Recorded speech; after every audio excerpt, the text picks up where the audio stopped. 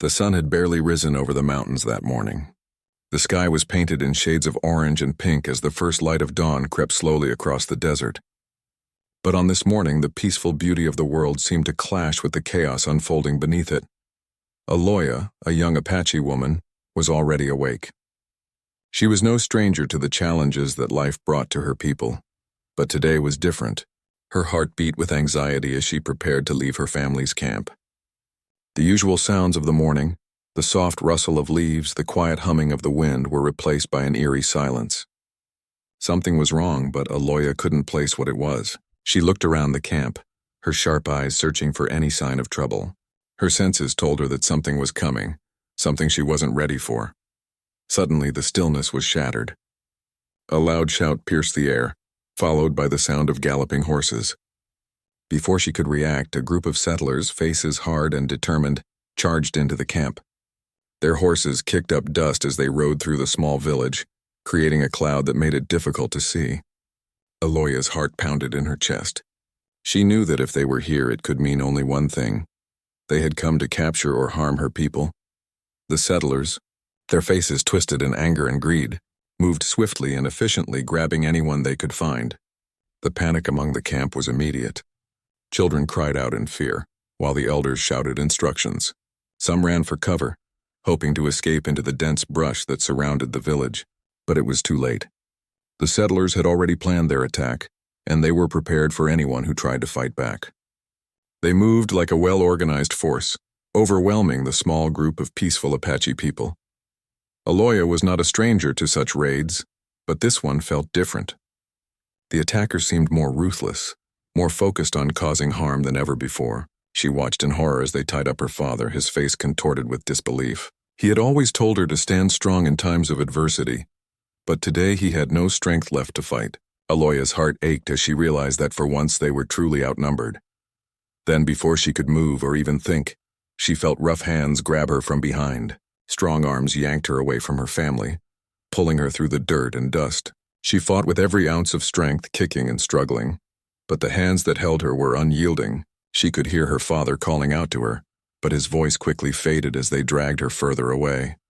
They shackled her wrists with thick iron chains, the cold metal biting into her skin. Aloya could feel the weight of the chains pulling her down, slowing her movements and making it harder to fight back. The chains were heavy, but they weren't as heavy as the feeling in her chest. A sense of hopelessness washed over her, and for a moment she felt like a prisoner inside her own body. The settlers dragged her toward a wagon that sat waiting nearby. She had heard stories of how captives were treated by those who took them, stories of humiliation and cruelty.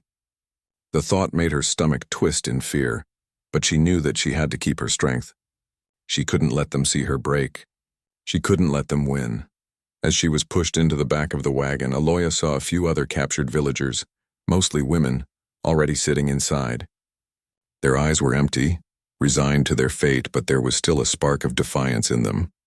The settlers spoke in harsh tones as they tied her to the wagon, securing her to the wooden frame with thick ropes. Aloya didn't say a word. She didn't want to give them the satisfaction of seeing her fear. The wagon began to roll forward, the creaking of the wheels matching the rhythm of her own heartbeat. With every bump in the road, the chains rattled and scraped against her skin, making her wince. She tried to focus on the horizon, on the distant hills and the blue sky above, but all she could think of was the helplessness she felt. How long would she be a prisoner? Would she ever see her family again? The questions raced through her mind, but she couldn't find the answers. For hours, they traveled through the harsh landscape. The sun beat down relentlessly, and the heat made the air feel thick and suffocating. Aloya's throat was dry, and her muscles ached from the strain of being tied up. Her body was beginning to feel the toll of the long journey, but she refused to give in. She wouldn't let them break her. She would find a way to escape. She had to.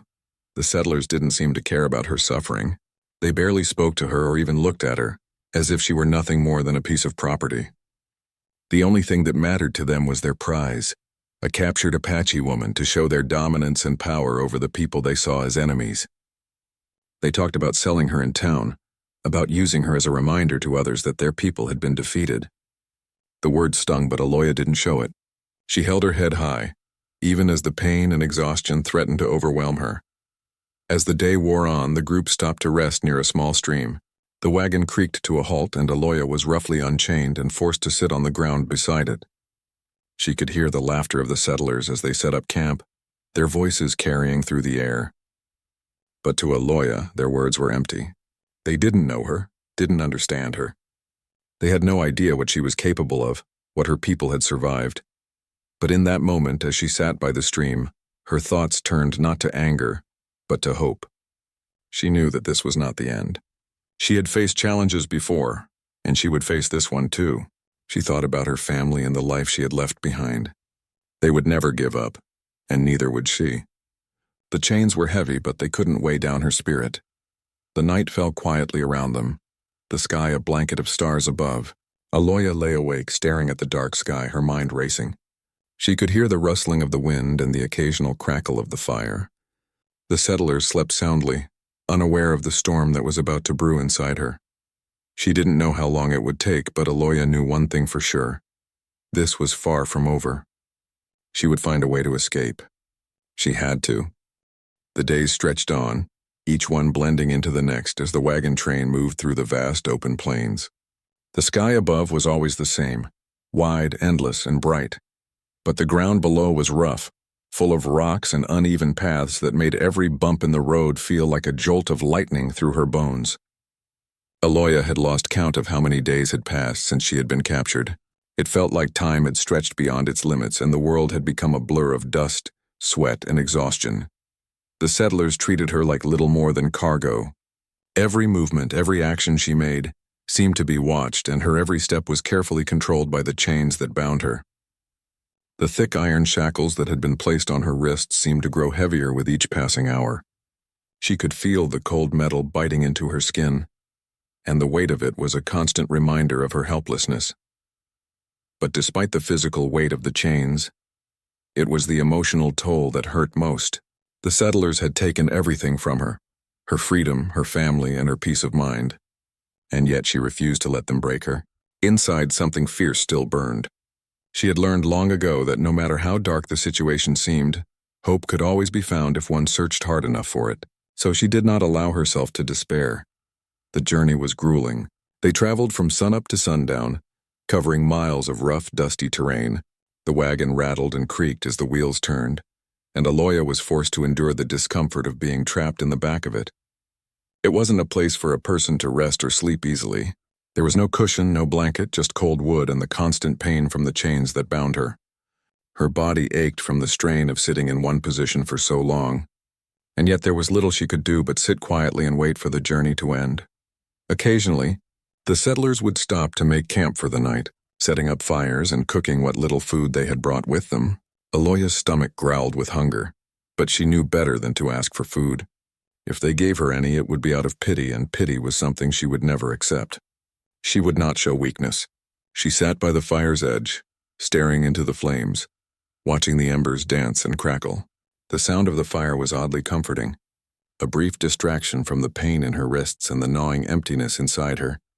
At night, when the camp was quiet and the settlers were asleep, Aloya would lie on the cold ground, staring at the stars above.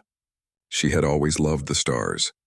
They reminded her of her people, of her tribe, and the connection they had with the earth and the sky. Her grandmother had once told her that the stars were the spirits of their ancestors, watching over them and guiding them through the darkest times.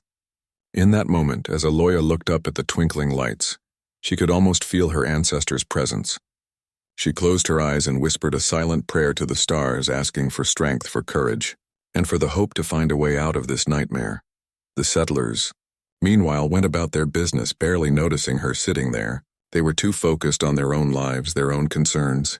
Aloya was nothing more than an object to them, something to be moved from place to place. But even in the face of their indifference, Aloya refused to lose her dignity.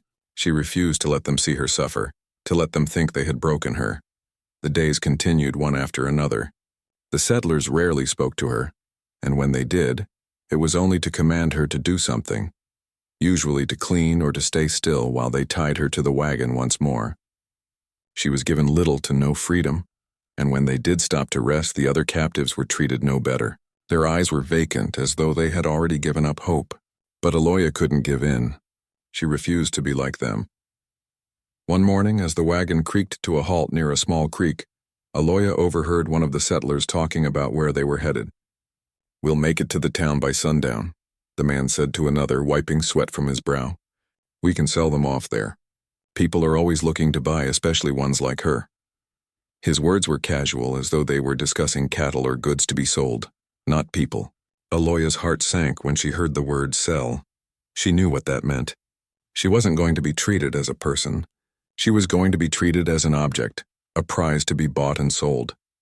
The thought filled her with a wave of dread, but at the same time it made her more determined than ever. She would not allow herself to be sold. She would escape, even if it meant taking risks she had never considered before. But first she had to bide her time. She had to be patient. There were small moments during the day when the settlers let their guard down. When the night came, there were fewer of them watching. The days were getting hotter and the land seemed to stretch endlessly before her. The sky remained unchanged, always clear, always bright. But Aloya knew that the horizon held a chance for freedom. It was just a matter of when and how she could take it. Every night, when the camp grew still and the sounds of the night creatures filled the air, she would think about what might happen next.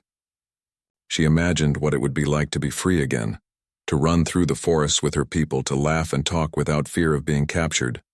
But her mind wasn't just focused on the future. There was another part of her, an instinct, a feeling that told her the settlers would eventually make a mistake. They were not invincible, they were just people, and people made mistakes. Maybe, if she was lucky, one of those mistakes would give her the opening she needed. The next morning, as they broke camp and prepared to continue their journey, the wagon lurched forward once again. The sound of the wheels grinding against the rocks and dirt was like a constant reminder of her captivity. Aloya held her breath, trying to block out the noise and the pain that seemed to be tightening around her chest. But something was different that morning. As the wagon rolled on, Aloya noticed something strange. There was a shadow on the horizon, a movement that caught her attention. It was a figure, small but distinct, moving in the distance. It was hard to make out who or what it was, but her heart skipped a beat. She couldn't tell for sure, but it felt like someone was watching them from afar, someone who had noticed them and was waiting. Hope surged through her chest, and for the first time in days, she allowed herself to believe that maybe, just maybe, help was on the way. The journey had been long and the days stretched on, each one blending together in the haze of heat and dust. The settlers had become more careless over time. They were beginning to grow complacent, perhaps feeling too comfortable as they moved further away from their homes and into unfamiliar land. Aloya had noticed it. When they stopped to rest, they no longer kept watch as carefully as they once had. Their conversations had started to become louder and less guarded, their attention wandering away from the prisoners they had captured. But Aloya knew better than to act on this new sense of freedom. She was still chained, still under their watchful eyes. The danger wasn't over, not by a long shot. Her chance for escape might be close, but she had to be patient. Every fiber of her being screamed for action, but her mind told her that one wrong move would ruin everything.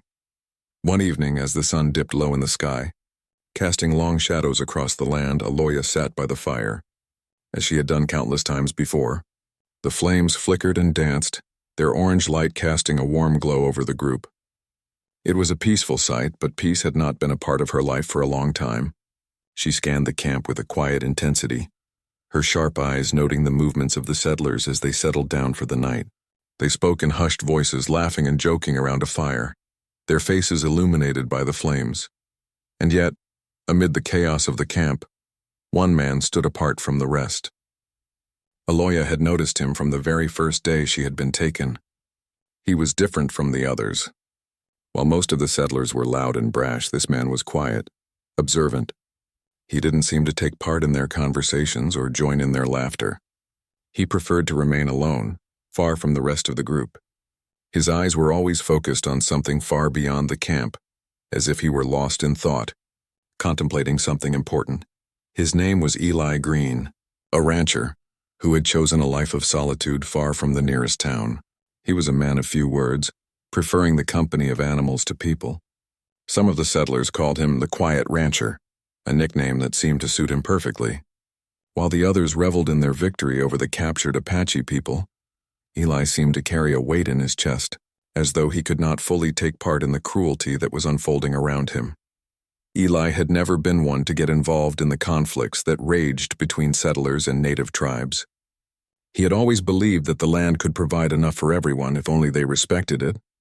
But as he observed the group of settlers dragging the captured woman along with them, something deep inside him stirred. The quiet rancher had seen injustice before, but this was different. There was something in the way the settlers treated their captives like they were less than human that troubled him deeply.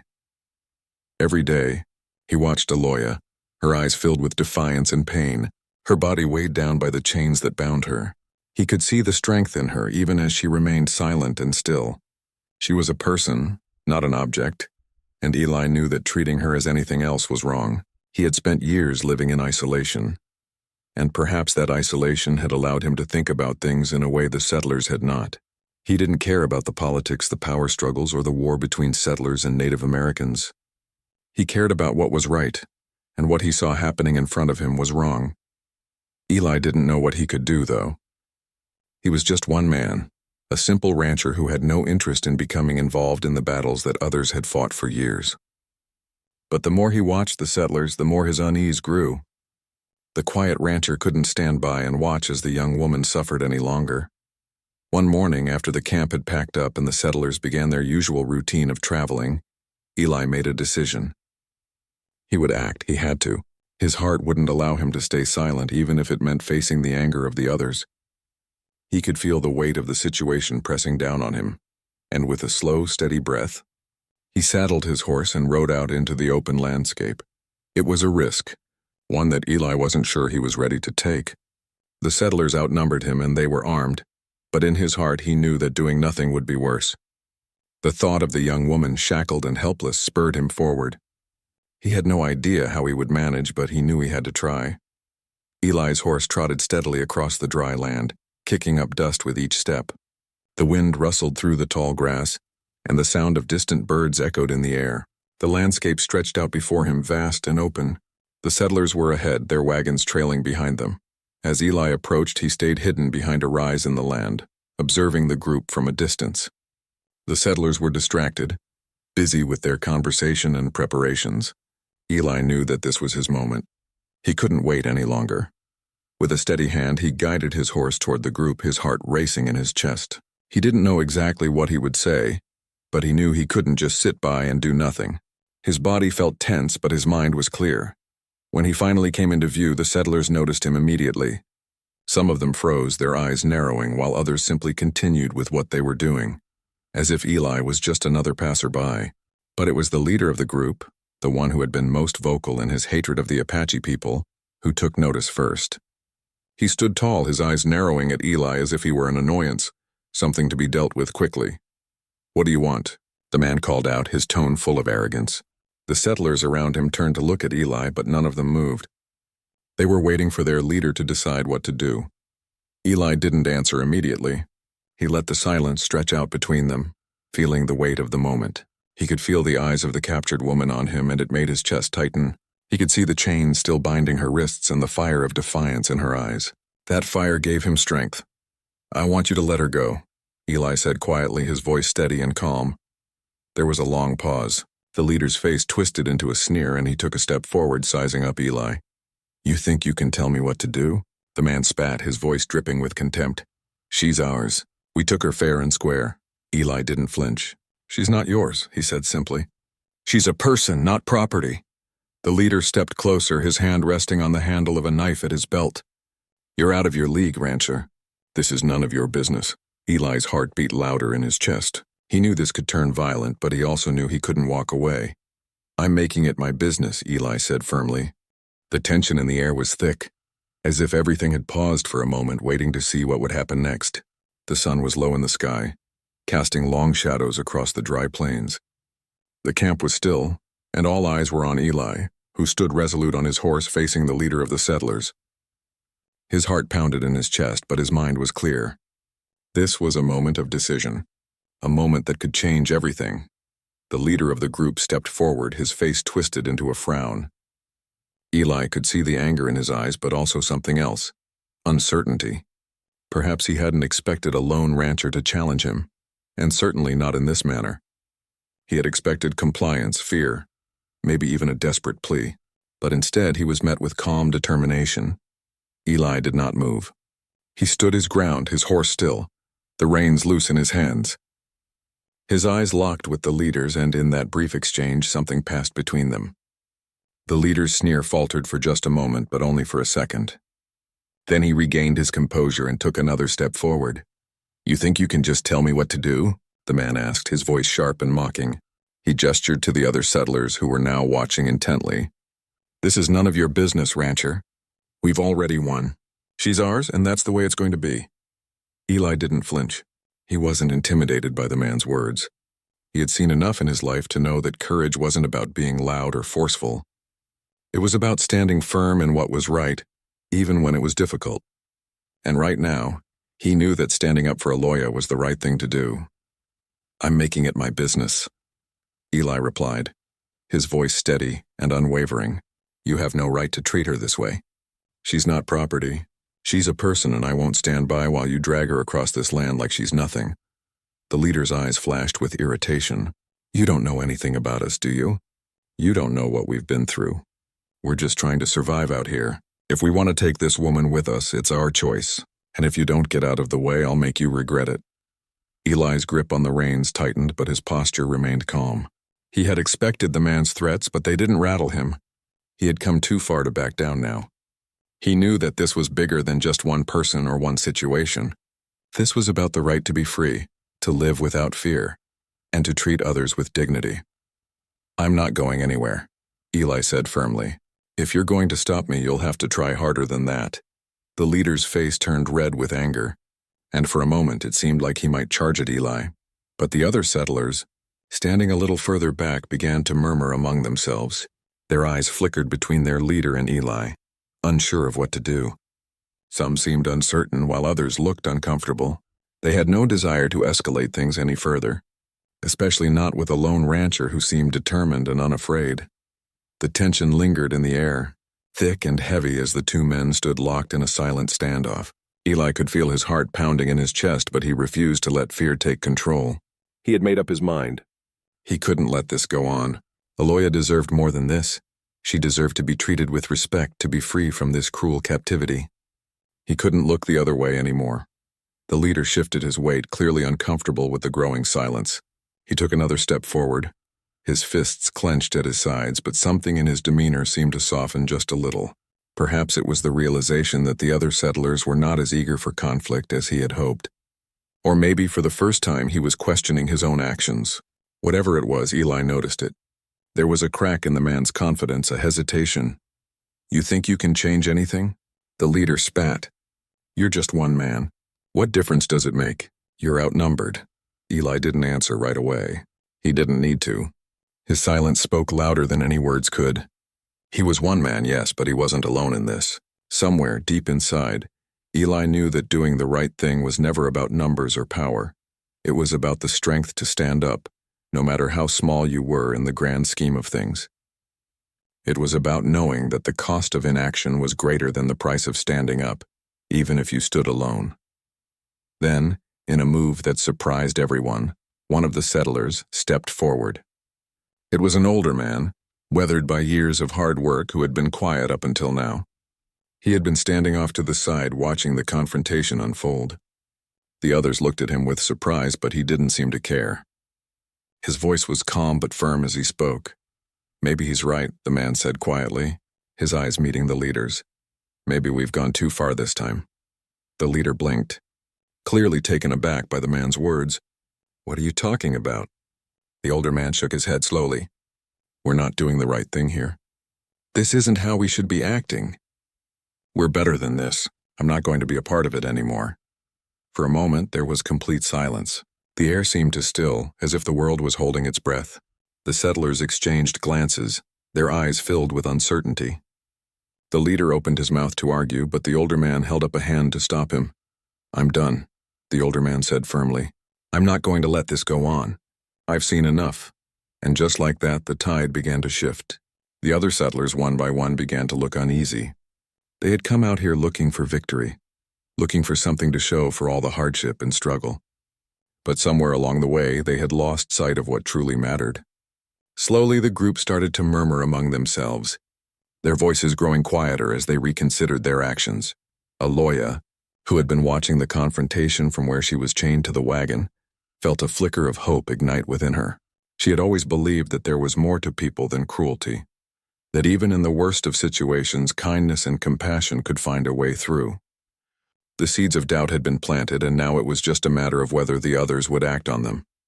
Eli kept his gaze locked on the leader, waiting for him to make a move.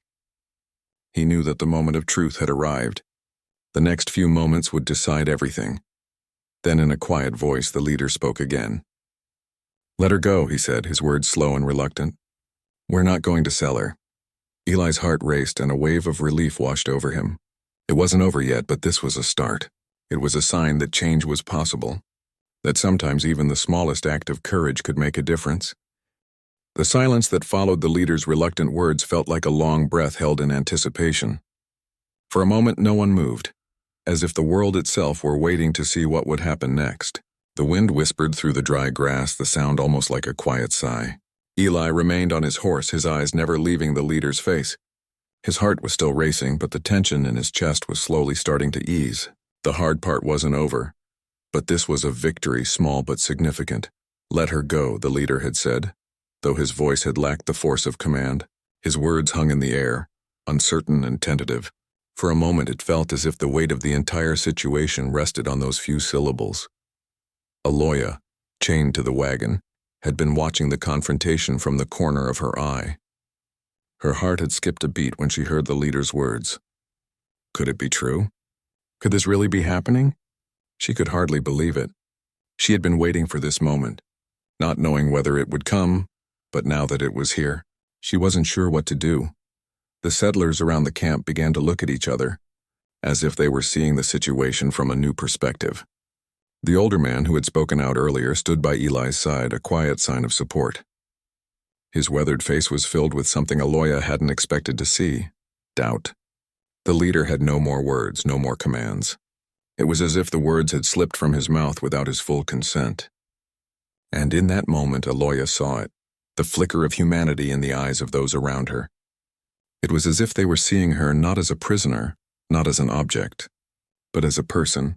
For the first time in what felt like forever, she felt the weight of the chains around her wrists lift, at least, in her heart. Eli dismounted from his horse, his movements calm but purposeful. The air seemed to thrum with energy, as if everything was teetering on the edge of something important. As he approached Aloya, she met his gaze. There was a deep understanding between them, a wordless recognition that they were both standing at the crossroads of something bigger than either of them. He knelt down to unbind the chains that held her to the wagon. The sound of the metal scraping against itself seemed to echo in the stillness of the moment. Aloya felt the pressure of the chains loosen, and with each link that was released, her heart felt lighter. She flexed her stiff hands, the rough skin on her wrists aching, but she couldn't suppress the surge of relief that flooded her chest. The leader of the settlers stood off to the side, watching without saying another word. He had made his choice, and now the others were following his lead. The older man who had spoken earlier moved to help as well, offering Aloya a hand to steady herself. She hesitated for just a moment, but then took it. She could feel the warmth of his touch, the gesture simple but powerful. A silent acknowledgement that, despite the harshness of the world, there were still acts of kindness left. With her chains now completely removed, Aloya took a deep breath, the first real breath of freedom she had felt in days. She could feel the wind on her skin, the air around her, and it was as if she was experiencing the world for the first time all over again. She had been so focused on surviving the journey, on keeping her hope alive, that she hadn't allowed herself to think of what it would feel like to be free. But now, standing there, she felt a deep sense of relief and a deep sense of gratitude toward the quiet rancher who had made this possible. Eli stood up, offering her a silent nod. His eyes were steady, but there was a softness to his gaze. He hadn't done this for recognition or praise. He had simply done what he felt was right. His quiet courage had shifted the balance of everything. It had opened the door to a new possibility. "Thank you," Aloya whispered, her voice trembling. She had tried to keep the tears at bay, but now they seemed to flow freely, as though they had been held back for too long. Eli didn't respond with words. He didn't need to. His actions had already spoken louder than anything he could say. Instead, he placed a gentle hand on her shoulder, his way of letting her know that she wasn't alone, that this was just the beginning of something new for both of them. The other settlers were still silent, processing what had just occurred. Some of them avoided looking at the woman they had once captured, while others seemed to reflect on the consequences of their actions. The leader, though, had become unusually quiet. His shoulders slumped as if the weight of the decision had finally taken its toll. He wasn't proud of what he had done, but there was no undoing it now. "Go," the older man said, his voice soft but clear. "Get on with your life. You're free now." Aloya turned to look at him, her eyes full of gratitude. She didn't know if she could ever repay the kindness that had been shown to her. There was so much pain, so much suffering behind her. But this moment was a chance to start anew. It wasn't perfect and it wasn't the end of her journey, but it was a step forward. It was the hope that had been kindled in the most unexpected of places. As the sun dipped lower in the sky, Eli motioned for Aloya to follow him. He had no plan to take her back to his ranch. He didn't know what the future held for them, but he knew he couldn't just leave her there. There were other dangers out in the wilderness, and he wasn't about to let her face them alone. Together, they rode away from the camp, heading west toward the horizon. The journey ahead was uncertain, but for the first time in a long while, Aloya felt a sense of hope stir within her. She had been freed from the chains of her past, both literally and figuratively, and as the two of them rode into the unknown, she allowed herself to believe that anything was possible. The world, vast and wild, stretched out before them, and though the path ahead would not be easy, Aloya no longer feared it. She knew that, with the quiet rancher by her side, she could face whatever came next. Together they would build a future one step at a time, in a world that had once seemed so cruel but now held the possibility of redemption. As the stars began to twinkle above, Aloya smiled, feeling the weight of her burdens lighten with each passing moment. There was still so much to be done, so much to heal, but she was no longer alone, and for that she was infinitely grateful.